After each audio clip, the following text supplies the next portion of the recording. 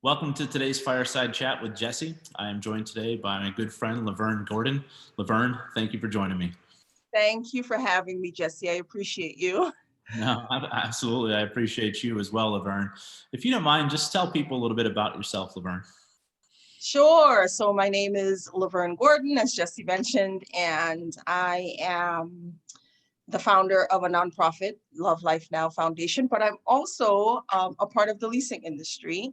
And I currently work part-time with Boston Financial and Equity Corporation out of Boston. We'll try not to hold that against you, being a New Yorker. Yes, well, Just kind of leave that alone. don't, okay? Just don't. Fair enough, Lovern. I want to say that our paths first cross at a turn back the clock a little bit, an EAEL event in Yes, Jersey. I want to say it was in 2005. I think that's when I first. yes, So yes. And talk about a little bit about your leasing experience, if you don't mind. What you, how often you participate with Debbie in the group there. yeah. So Deborah Monison is the president of Boston Financial and Equity Corporation, my super, and also a shero of mine that I love dearly and look up to. And Debbie hired me back in 1999. It sounds crazy to say that now that we're almost exiting 2020, but yeah, I was hired in 1999, originally as a fill-in for the receptionist and some part-time help with the contracts department. And at the time I was going to Suffolk University at night. So, I needed, something full-time during the day. I had come from another company and Debbie gladly hired me and I was glad to be there. It was a new experience. And, it was a temp position that was supposed to, last for about 3 months, I believe. And towards the end of 3 months, she called me into the interview conference room and said, "Do you want a permanent job in the sales department?" And I was like, "Yes." Oh my gosh.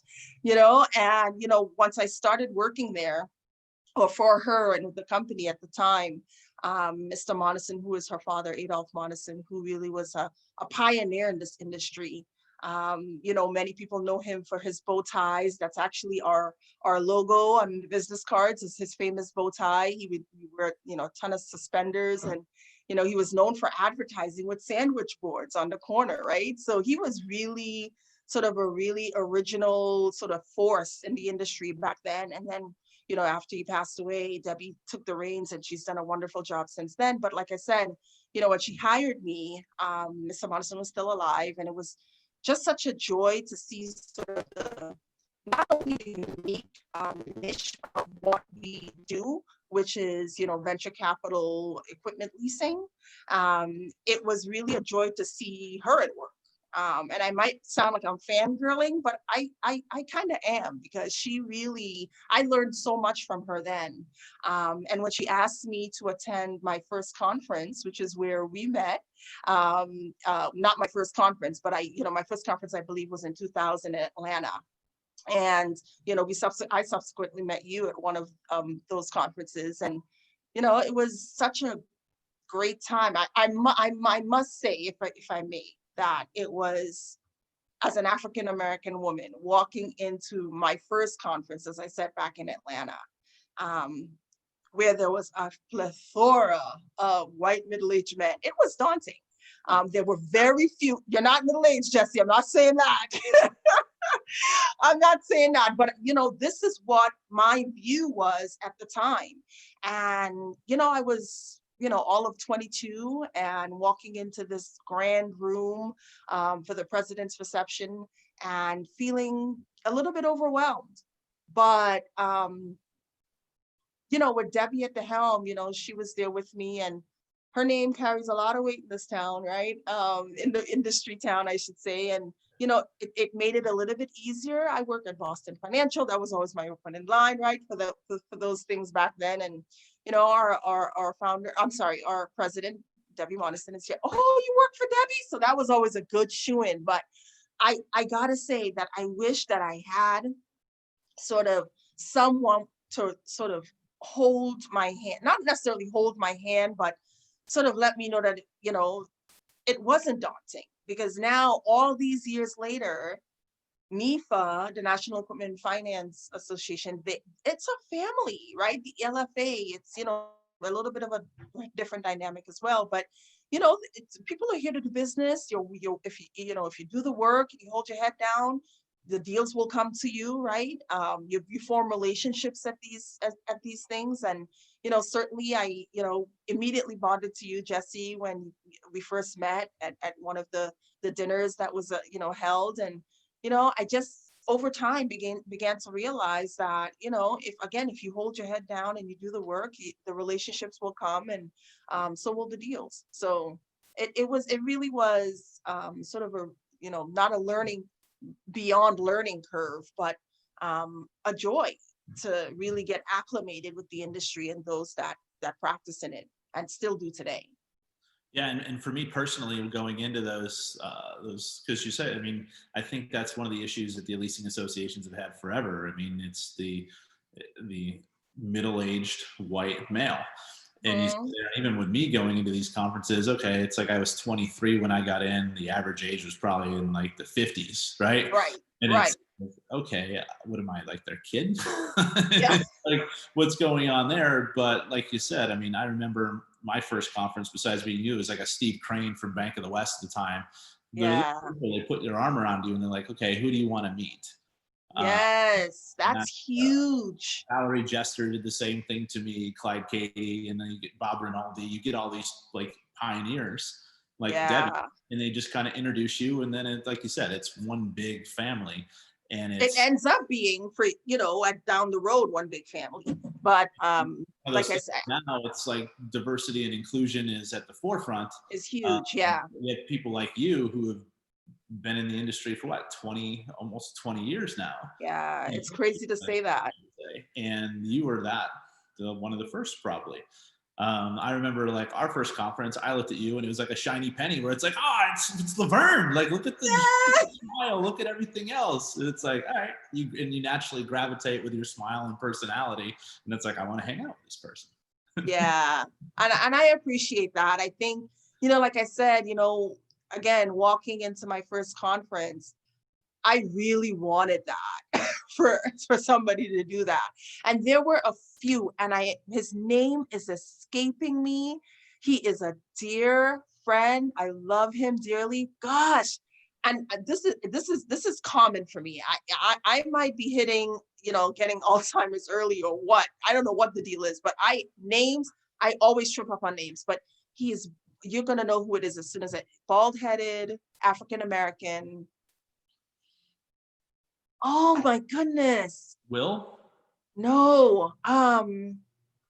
Gosh, I'm gonna have to look. I hate that I don't remember his name, but he worked for also a VC backed leasing company. I can't remember his name, but we won't stick on that. I will tell you though that with his big smile, this gentleman just walked up to me and started talking. Of course, he knew Debbie, and it just hit it off, and he introduced me to some folks, make me feel included in the conversation that was going on. And ever since then, I think I have tried to just relay that to other folks, just be that person. So it makes me feel good when you say that you saw me and you felt that, because that's what I want. I want for nobody else to ever feel when in my presence, once I see you, that, you're not part of this. And as with anything, there's going to be groups of people that folks navigate to, but how do you then pull somebody else in to say, how can I help you? How can I be of assistance to you? How can I connect you to the person that you might want to talk to? Maybe this isn't the group that you need to be in, but I can point you in the direction that you do need to be. And so it's that type of thing. When attending these conferences, I think has been really critical and important to me, is just inclusion. Like you said, it's at the forefront now. Sean Smith is another guy that I think is, also very inclusive. And I also love him dearly. He runs a repossession firm, and you're not necessarily leasing, but um, I just love that about folks that again make you feel included. Um, and that counts for a lot. So One of the Laverne, other women that I could say that, sort of, I now gravitated to Reed Rakovich. She runs the CLFB, and that was great. Kim King, who was, I can go on and on. Nancy Wenzel, yeah. So Marcy Slagle. I apologize for interrupting you real quick. However, I know you're a fond lover of animals, and he heard your voice. Oh, He heard your voice. if you guys could see, oh, hold him up for a second.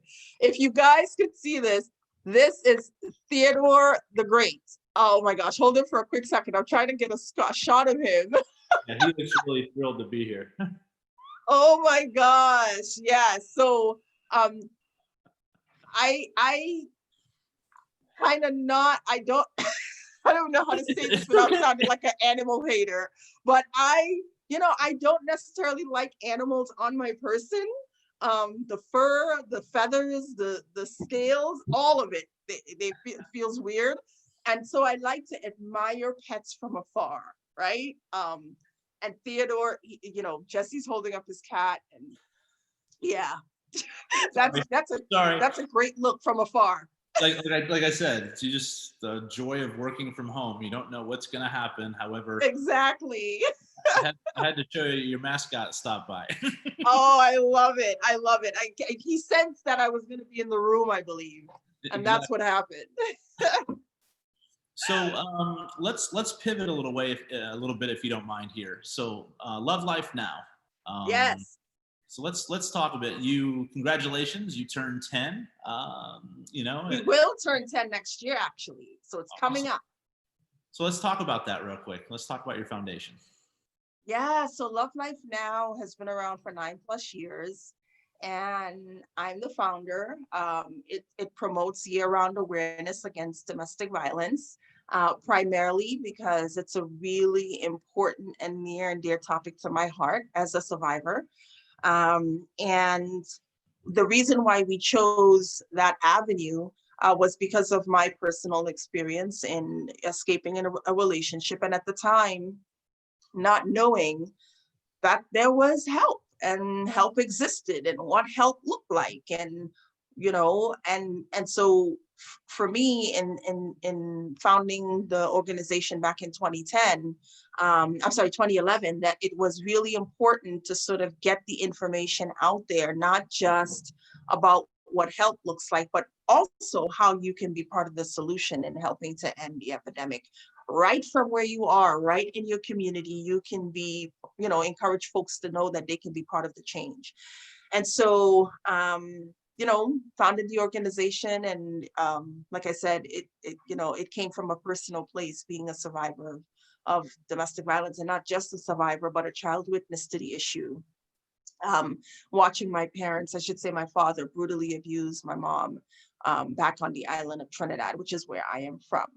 And so it just, as a child witness to an adult survivor, it just really is important to me to have folks understand the dynamics between, what this issue looks like from a child's point of view, but also an adult survivor's point of view. And then how you, as I said, or anyone can be part of, helping to end the epidemic right from where you sit virtually these days. But yeah, we just want to keep the issue in the forefront as much as possible. And so I'm just really thankful that we've been around this long and that people continue to want to hear the message. I think that is the biggest thing for me, because without folks listening, there's no work, there's no change happening, there's no awareness happening, and that, I think, is one of the biggest things for me. So I'm just really grateful that we're approaching 10, God's willing, and that we're even here.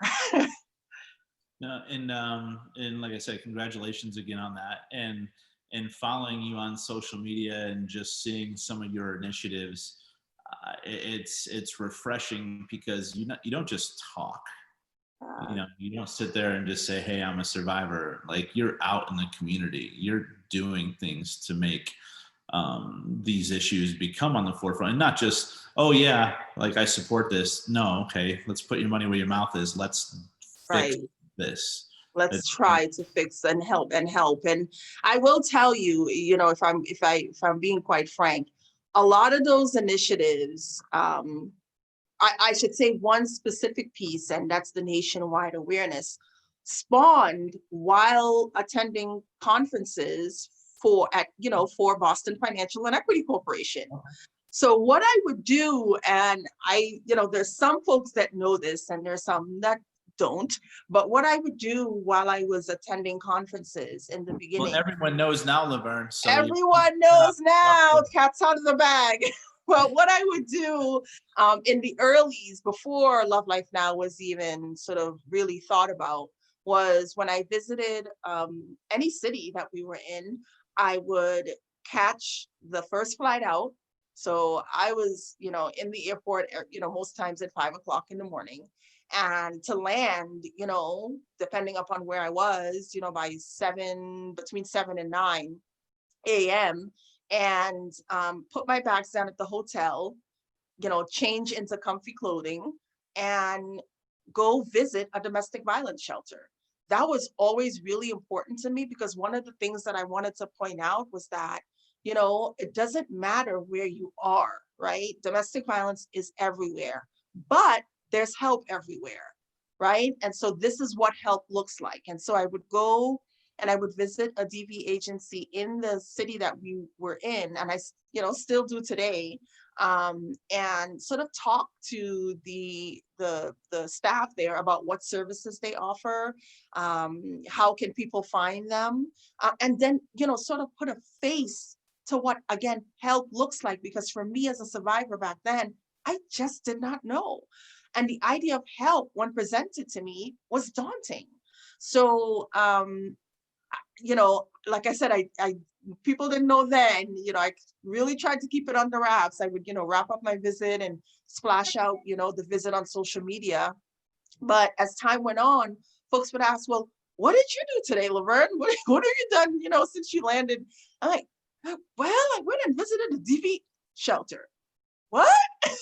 No, right. It's like, and so that spawned, a conversation. And from that, other conversations spawned, and people started to confide in me about their experience. And so I'm talking men and women in our industry that were saying me too.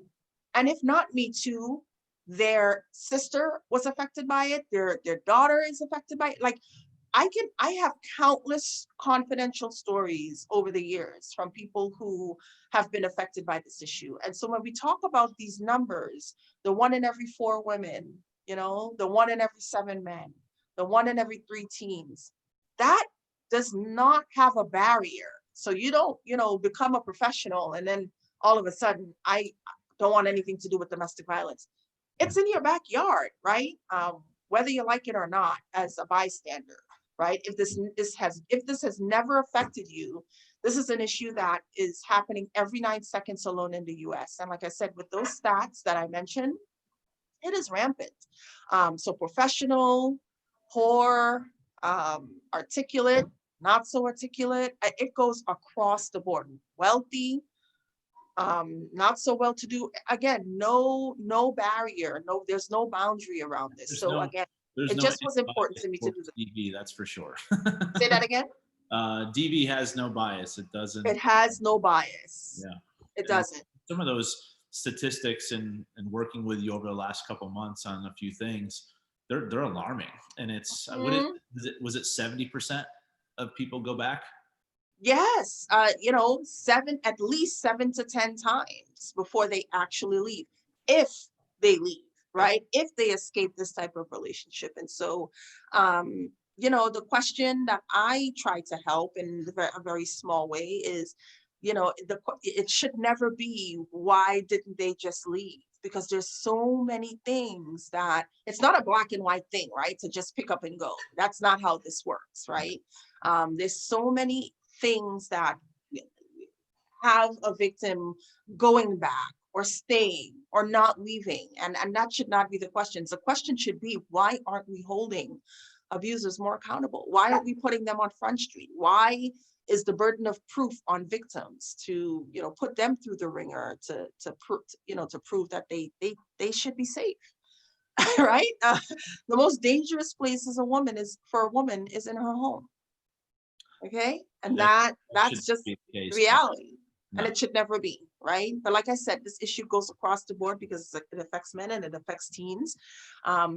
Your babies are going through this, right? Even if they're not sharing it with you, it's up to you to really look for the signs and be aware and get educated beforehand, right? Prevention is cure in my book, right? So you mentioned the book and the legacy he left me, which I'm, on the verge. I'm hoping to wrap up by the end of the year. That's a promise that I'm trying to make to myself. And having this voice through this book is something that, like I have said before, is something that I did not think that I had. And I shared recently on another video that, it's not an easy path to releasing or being away from trauma, or getting away from trauma. And, that I personally am sometimes still triggered, professional, seeming well to, okay. And I'm still sometimes triggered, and I need help continually managing those triggers. So again, the book and the process of writing the book has been not only a cathartic and therapeutic experience, but one where I have had and continue to face things that have affected me that I need to continue to deal with and work on. So It's almost like as you're writing, you're back in that moment, and you get back yeah, almost in that definitely. mindset. And I can't imagine reliving that, right? Because you've told me your story a few times, Yeah. and you can just imagine as a PTSD, basically, where it's just like you're reliving it. It's comforting to hear that you say it's therapeutic, but that's still It's a lot, Jesse. I'm not going to lie. it is, and I'm excited. So what do we have here? Another 4-5 months until the finished product is completely done, and That's the hope. it's just from what I've been privy to, I'm excited for the rest of it. So. Yeah. Thank you.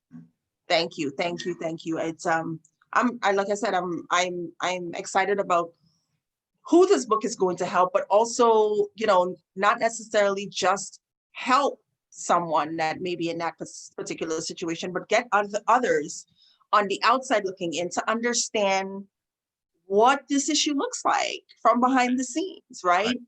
From children and what they see and how they deal with this issue growing up in a home like that, to adults, young adults, grown women, as to what the signs may be to potentially look for and how to deal with them, right? So really a guide and, a transparency that I hope really connects with folks, even if you've never been in touch with this issue before.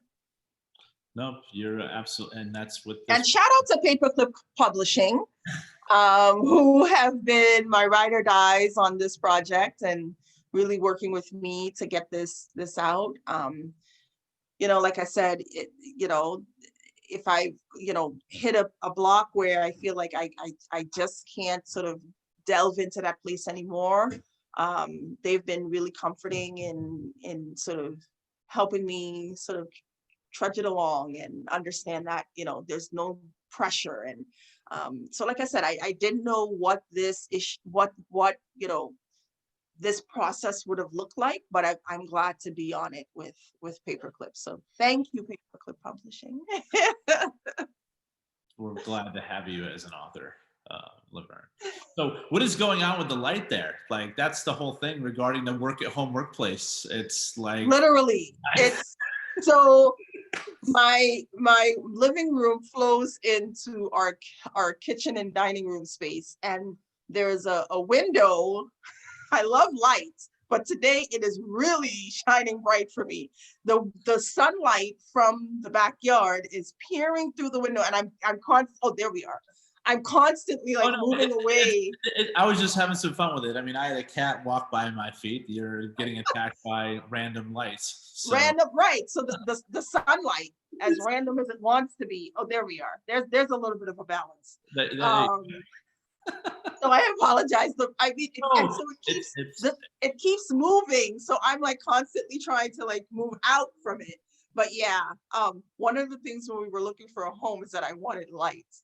And so I got lights, tons of it. and now in the summertime, you're like, yeah, no, blackout curtains. But you know what? I love the sun. I'm Trinidadian born, so I'm a warm weather girl, Jesse. And I got to tell you, I summer out and back. There's trees, and so it doesn't, even if it's humid, it doesn't feel as crazy. So I love the summertime.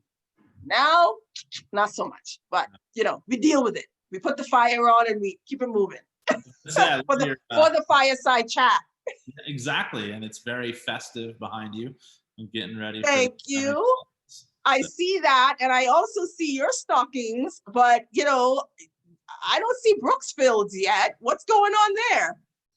Right? What's the deal, Jesse? That's the issue I get. That's what I get for being with someone who's overly observant. And you're correct. Mine appears to be full. Well, now it is full, and it's not December 24th yet. So. Oh my gosh, it's about a week away. A couple weeks early,